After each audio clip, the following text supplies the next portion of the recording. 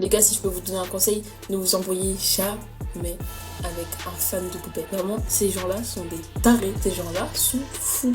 J'ai vu vos commentaires que vous m'avez laissés sur la vidéo où j'ai parlé de Poupette. Alors toutes les fanatiques, je parle de toutes les fanatiques de Poupette. Qui est Poupette? La jeune maman aux millions d'abonnés. Poupette reste uniquement avec Alan. Poupette Kenza subit un harcèlement. Poupette se crée une forte et grande communauté. L'influenceuse Poupette Kenza a reçu Poupette. Poupette. Kenza.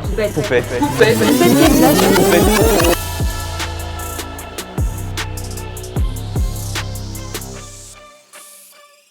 Si vous avez un téléphone et que vous regardez souvent TikTok et Twitter, vous n'avez pas pu passer à côté du phénomène Poupette Kenza. Entre polémique et drama, Poupette Kenza fait souvent parler d'elle, au détriment de plein de personnes qui se demandent pourquoi est-ce qu'on parle d'elle, qu'est-ce qu'elle a fait, quel est son talent. Vous voulez qu'on la déteste, on peut nier l'influence qu'a aujourd'hui Poupette Kenza. C'est la première influenceuse française à dépasser le 1 million d'abonnés sur le réseau social Snapchat, et la plupart de ses partenariats permettent aux marques de faire sold out en seulement quelques minutes. Mais son arme la plus puissante est sans aucun doute la communauté dit armée de poupettes qui la défend corps et âme à chaque polémique. Comment une jeune femme d'à peine 23 ans peut-elle être aussi aimée que détestée? Il y a 25 ans sortait le fabuleux film The Truman Show. Je suis sur quelque chose d'énorme, Marlon. Quelque chose de pas clair. Qu'est-ce que t'as? T'as l'air en vrai. Je crois que je suis impliqué dans un truc malgré moi. Ah oui, comment ça? J'ai aucune explication cohérente pour l'instant, mais j'ai constaté toute une série de phénomènes. Attention, spoil. Le personnage interprété par Jim Carrey vit une vie assez banale et ordinaire. À la seule différence que son épouse et tous les amis qu'il côtoie ne sont que des acteurs, et il est en réalité au centre d'une télé-réalité depuis sa naissance. Avec Poupette Kenza, on n'en est pas encore là, mais presque, parce que Poupette Kenza, elle filme vraiment tout. Le seul moment où elle ne filme pas, c'est quand elle dort. Au fond, on pourrait se demander si le phénomène Poupette Kenza n'est pas que le triste reflet de notre société aujourd'hui. Allez voir la vidéo sur Twitter. Allez voir la vidéo sur Twitter. Mais par là, je suis brise. Si vous avez plus de 30 ans et que vous ne connaissez pas Poupette Kenza, c'est normal. Poupette Kenza est une influenceuse qui s'est fait connaître sur le réseau Snapchat. De base, elle partageait son quotidien comme le font des milliers de jeunes aujourd'hui. Sauf qu'un jour, il lui arrive une mésaventure, elle se fait voler sa voiture. Elle décide du coup de partager cela à sa communauté en larmes, et là, tout de suite, c'est le buzz, tout le monde va en parler, soit parce qu'ils ont de la peine, soit parce qu'ils se moquent un peu d'elle, et elle va gagner immédiatement des milliers d'abonnés. À partir de là, Poupette Kenza comprend exactement ce qui marche ou non, et va décider du coup de vraiment montrer toute sa vie sur ce réseau social. Que ce soit des larmes de joie ou de tristesse, son mariage ou son divorce, bref, elle montre tout, à toute heure de la journée, et les gens adorent ça. Fini la télé-réalité sur W9 le lundi soir. Maintenant, avec Poupette Kenza, vous avez une télé-réalité en live qui ne s'arrête presque jamais.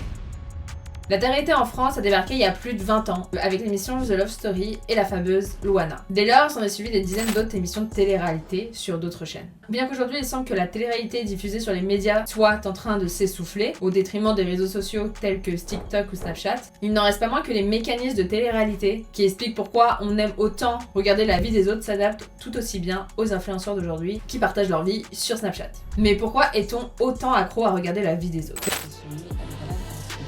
Vous avez rien compris. Enfin, les problèmes avec Alan, elle les a depuis très longtemps. Ils ont fait 5 mois sans se parler, elle se remet avec, tout le monde s'en foutait. Le facteur numéro 1 qui pourrait expliquer cela, c'est le facteur de l'identification.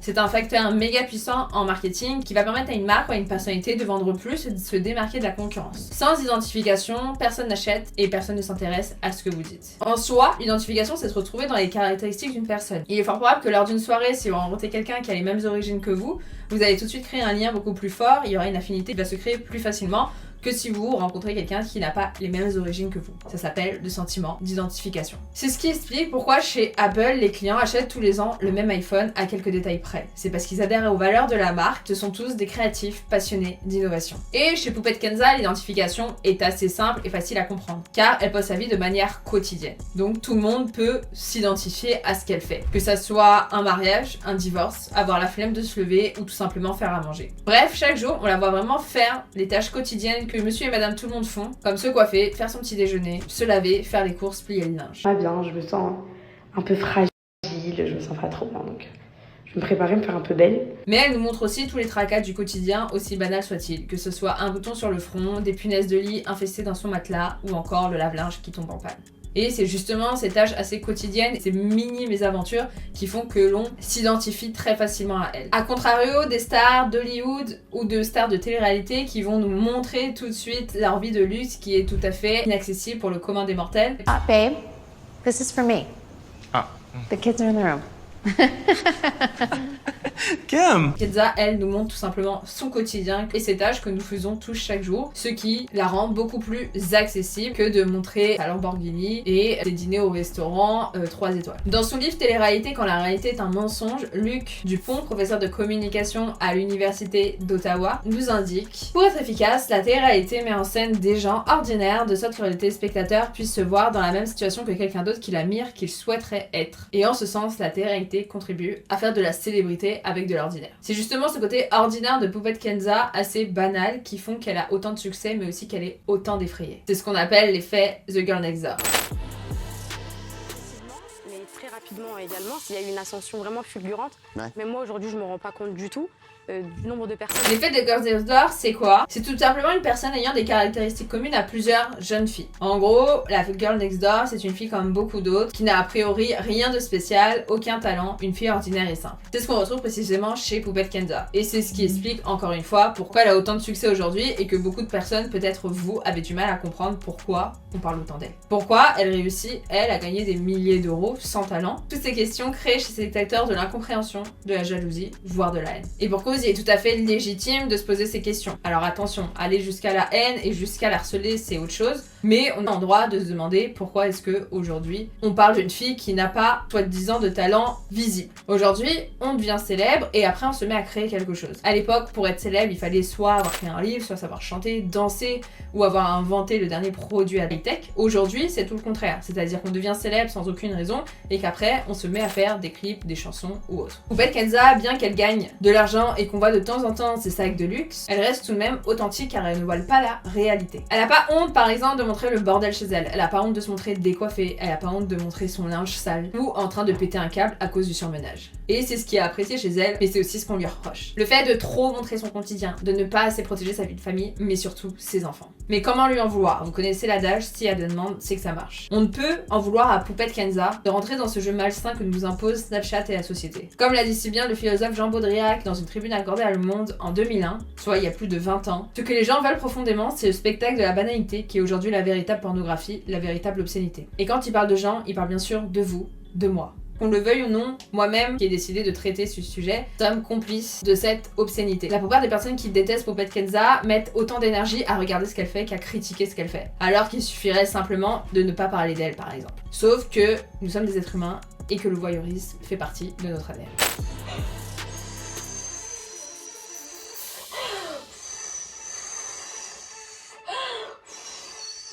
Donc comme je viens de l'évoquer, Poupette Kenza est aussi aimée que défrayée par ses détracteurs. On l'accuse de mal s'occuper de ses enfants et plus récemment, c'est le rappeur Booba qui a décidé de s'en prendre à l'influenceuse à cause de ses placements de produits. Petit message en milieu de sieste pour les poupettes, etc. qui se plaignent de cyberharcèlement. Moi aussi, je suis cyberharcelé si vous voulez.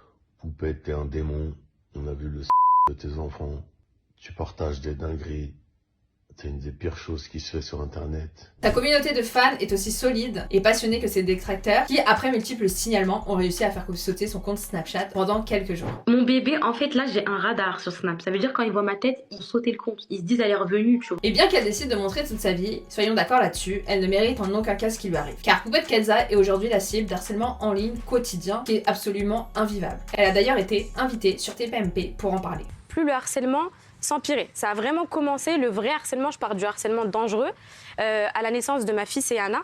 Mais si on ne peut cautionner ce que font ses détracteurs, on ne peut nier qu'une partie de sa communauté de fans soit tout aussi extrême dans ses faits et gestes. Alors moi, je vous aime tous encore plus.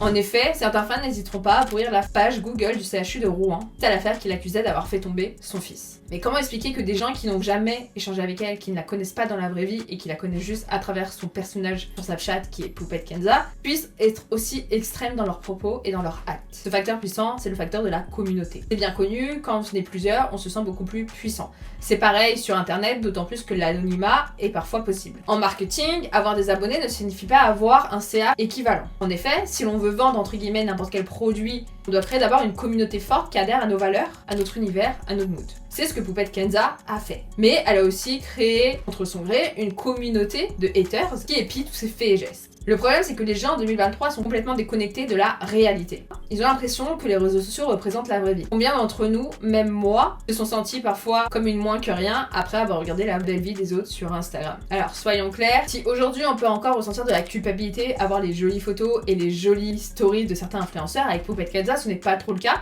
car elle va au contraire nous montrer ce côté un peu dark, un peu trop authentique aux yeux de certains. Le processus n'a pas commencé avec Poupette Kenza et ne se terminera pas avec elle. Tout ça a commencé depuis la création des émissions de télé-réalité. À partir de là, on a créé vraiment un monde à part qui ne reflète pas du tout la réalité et ça a permis à certaines personnes de se sentir en communion avec d'autres alors qu'ils étaient tout seuls chez eux en train de regarder la télévision. En effet, les téléspectateurs ont eu l'impression de faire partie d'une grande communauté en regardant la télévision au même moment, à la même heure. Et ce sentiment d'identification et cette sensation de faire partie d'une grande communauté est d'autant plus accentué par les réseaux sociaux et par le fait que la plupart des personnes qui sont issues de la télé-réalité sont des gens assez ordinaires. Et dans nos sociétés qui sont de moins en moins solidaires, voir la célébrité se construire jour après jour avec une aussi grande facilité apparente fascine ou scandalise le public, surtout les plus jeunes. C'est ce que dira Ramonet en 2001, il y a plus de 20 ans. Est-ce que les choses ont changé aujourd'hui ? Pas du tout. Au contraire, même si les émissions de télé-réalité disparaissent à cause d'une baisse d'audience, on se rend compte qu'en fait, il y a eu un sorte de transfuge. Maintenant, les jeunes ne regardent plus la télé, mais ils vont passer des heures sur TikTok ou Snapchat. Je vous invite à regarder parfois les lives TikTok, vous allez tomber sur des choses totalement hallucinantes où on va voir des gens qui dorment,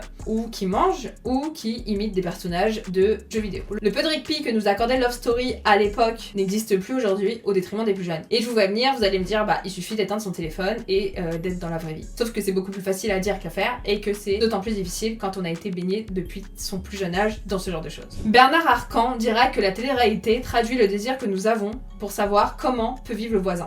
C'est un désir vieux comme le monde de pénétrer dans l'intimité de l'autre. Cet accès à la réalité d'autrui traduit en réalité notre goût insatiable pour le drame et le voyeurisme. En effet, depuis toujours, les gens ont besoin de se jauger pour savoir où ils en sont par rapport aux autres. Est-ce qu'il est plus beau, plus fort, plus grand, plus riche que moi? La télé-réalité 3.0, celle qu'on peut voir sur TikTok ou Snapchat, accentue cette comparaison et permet aux gens soit de se rassurer en voyant des gens qui sont plus dysfonctionnels que nous, ou au contraire, d'être frustrés en voyant des gens qui mènent une plus belle vie que nous.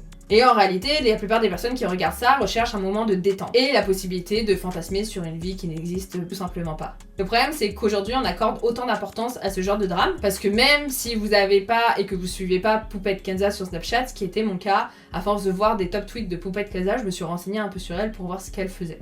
Donc, selon François Josse, il y a les gens qui regardent ces émissions parce que la position du téléspectateur est par essence sadique, et aussi parce que si le téléspectateur supporte de regarder avec autant de facilité ces images, c'est qu'il jouit de ne pas être là où les autres souffrent. Dans ce sens où, d'une certaine manière, on a ce côté un peu sadique de voir le malheur des autres. Alors attention, je dis pas qu'on est forcément heureux de voir quelqu'un qui divorce ou quoi, mais il suffit d'aller sur Twitter, de voir à chaque fois qu'il y a un drame, une rumeur, que ce soit le couple Chalamet-Kylie Jenner, ou les rumeurs de divorce entre Kanye West et Kim Kardashian. On a plein de gens, dont moi, qui adorons le tea, qui adorons les dramas, et qui vont aller sur les réseaux sociaux à la recherche de l'info la plus croustillante, et ils se tâteront de partager cela avec leurs amis proches. Dagodozinski, en 2003, a examiné la nature psychanalytique de la télé-réalité. Il affirme que nous vivons dans un monde de violence, et que la télé-réalité n'est que le reflet de notre société. Avec Poupette Kenza, il n'y a jamais de pause, contrairement à la télé-réalité d'il y a 20 ans, sauf quand elle dort. Toute sa vie est épiée, que ce soit des sujets assez importants comme l'éducation de ses enfants, même si à mon sens on ne devrait pas juger à travers un réseau social, ou des sujets vraiment légers comme la recette de son plat de pâtes à la bolognaise. Bref, tout y passe. Et tout est sujet à polémique et drama. Parfois à raison, mais parfois à tort. Mais au fond, est-ce de sa faute? Alors oui, elle peut très bien éteindre son téléphone, revenir à l'anonymat et supprimer son compte Snapchat. Sauf que Poupette Kenza, aujourd'hui, vit de ça. Elle vit de son influence et de ses vues qu'elle a sur Snapchat. Et bien qu'elle affirme bien gagner sa vie grâce à ses poupettes, elle ne peut nier aussi que ses haters lui apportent une certaine visibilité. Plusieurs personnes ont contacté les services sociaux pour lui faire enlever ses 2 enfants. C'est vous dire jusqu'où ça va. Poupette Kenza est au courant de tout ça et elle le vit très mal. Mais est-ce que ça l'empêche d'arrêter? Non, au contraire. Elle continue. Car elle est rentrée dans cet engrenage où le drama pour elle égale visibilité, mais aussi argent. Elle se retrouve donc enfermée dans une cage dorée qui n'est pas si dorée que ça, à devoir gérer la vie de milliers de personnes qui ne la connaissent pas et qui ne cessent de commenter sa vie et de lui donner des conseils qu'elle se réjouit parfois de partager. En bref, regardez Poupette Kenza ou du moins essayer de comprendre ce phénomène, c'est comprendre toutes les dérives de notre société. Poupette Kenza, une jeune fille originaire de Rouen, inconnue des médias traditionnels et qui a volontairement ou non cherché le succès et qui se retrouve aujourd'hui braillée par celui-ci et par la folie vie des réseaux sociaux. Un adulte passe en moyenne 5 heures par jour sur son téléphone. Vous avez donc 3 choix. Le premier choix, c'est de regarder la vie des autres, comme celle de Poupette Kenza ou d'autres influenceurs et stars. Le deuxième choix, c'est de faire comme ces personnes-là et de commencer à raconter votre vie pour essayer de percer et de gagner quelques milliers d'euros. Ou le troisième choix, c'est de faire un business sur les réseaux sociaux et d'avoir quelques milliers d'euros d'ici quelques mois. Si vous décidez de faire ce troisième choix, j'ai créé une masterclass gratuite sur Instagram pour vous aider à gagner en visibilité et à trouver vos premiers clients. Le lien est en bio, je vous laisse cliquer dessus et je vous dis à très vite pour la prochaine vidéo.